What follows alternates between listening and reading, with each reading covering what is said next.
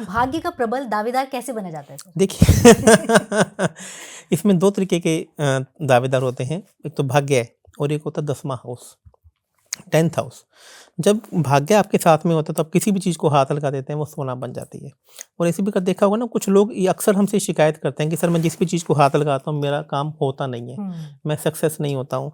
मेरे सामने मेरा भाई काम कर रहा है, मेरा दोस्त काम कर रहा है, आपके ऑफिस में भी आप देखेंगे कुछ लोग और काम करते हैं, उनको तो सक्सेस मिल जाती है।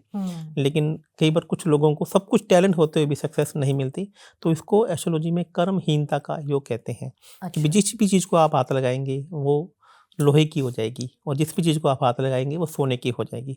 तो लोहे की हो जाएगी मतलब इसे कर्महीनता का योग कहा जाता है। और कर्महीनता का योग, देखिए आपके पास एस्ट्रोलॉजी तो खूब आएंगे लेकिन वो लॉजिक से समझा नहीं पाएंगे कि ऐसा होता क्यों है। हाँ, वही तो मैं मेरा आपको अगला सवाल था, ऐसा क्यों होता है। 10th हाउस का स्वामी जब अस्त होकर बैठ जाए और अस्त होने के साथ में वह नीच का भी हो जाए, अकेला अस्त होना पर्याप्त नहीं है, अस्त होने के साथ में वह नीच का भी हो जाए और मृत और वृद्धावस्था में हो और उसके ऊपर पाप ग्रहों की दृष्टि हो जाए, तो ऐसा जातक कर्महीनता का योग अपनी कुंडली में बनाता है और वह जिस भी चीज़ को हाथ लगाता है वह काम फलता नहीं है। तो सबसे पहले उसकी कर्महीनता का योग उसकी कुंडली में उसको काटना पड़ेगा। यह एक श्रापित कुंडली होती है।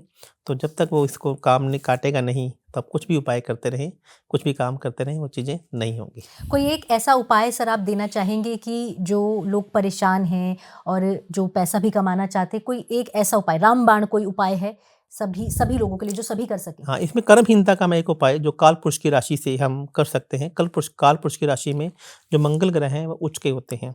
आपने खेजड़ी का पेड़ सुना होगा। खेजड़ी का पेड़, जब शम्मी का पेड़ बड़ा हो जाता है तो खेजड़ी का पेड़ बन जाता है। तो आप 4 किलो गुड़ और 1 किलो मसूर की दाल लीजिए। इन दोनों को लाल कपड़े में बांधकर आप खेजड़ी के पेड़ के पास में रख दीजिए। तो बिना कुंडली देखे यह उपाय इसे कोई भी कर सकता है। इसे कर्महीनता का जो योग है इसे टलने के प्रबल योग बन जाते हैं। यदि आप ऐसा करके देखेंगे तो आप मुझे बताइएगा कि यदि आपका किसी का भी, जो हमारे दर्शक देख रहे हैं, उनके काम नहीं बन रहे हो तो उनके काम बनने लग जाएंगे और उनका काम भी चलना शुरू हो जाएगा। 4 किलो गुड़, 1 किलो मैसूर की दाल को लीजिए, लाल कपड़े में बांधकर पोटली बनाकर वो गुड़ और मैसूर की दाल अब दिखना नहीं चाहिए। अच्छा।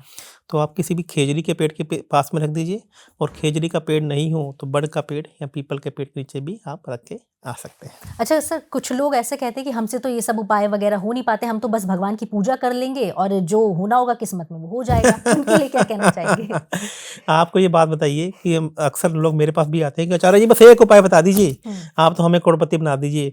अभी आप देखिए कि आपको पार्टी और फंक्शन में बुलाना हो, यहाँ से अभी कॉकटेल पार्टी करनी हो किसी को, तो 100 किलोमीटर दूर चले जाएंगे। आपके यहाँ पे कहीं खाना खाना जाना हो तो 200 किलोमीटर दूर चले जाएंगे। और अभी एक बार कह दीजिए कि आप ये उपाय करना हो तो उपाय नहीं होता। अरे दोस्तों, ये जो उपाय है ना, ये आपको सोशल काम करना है, ये आपकी जिम्मेवारी आपकी कुंडली को देखकर आपकी लगाई गई है। यदि आप अपनी कुंडली में 4 प्रकार की राशियां हैं, जिसे कहा गया है धर्म के भाव, कि आपको अपनी लाइफ का 25% हिस्सा धर्म के कार्यों में लगाना है। अर्थ कि 25% हिस्सा आपको पैसा कमाने में लगाना है, 25% हिस्सा आपको इच्छा पूर्ति में, आप डांस करें, पार्टी करें, एंजॉय करें, खाना खाने जाएं, वहाँ लगाना है, और 25% हिस्सा आपको समाज सेवा को में लगाना है। आज देखिए ना, हम सब लोग इच्छा पूर्ति के काम में तो बढ़ गए हैं, हमने उसको तो 50% 60% कर दिया है, और जो धर्म के कार्य हैं और जो मोक्ष यानी कि समाज सेवा के कार्य हैं वो कम होते जा रहे हैं। तो परेशानियां तो बढ़ेंगी दोस्तों।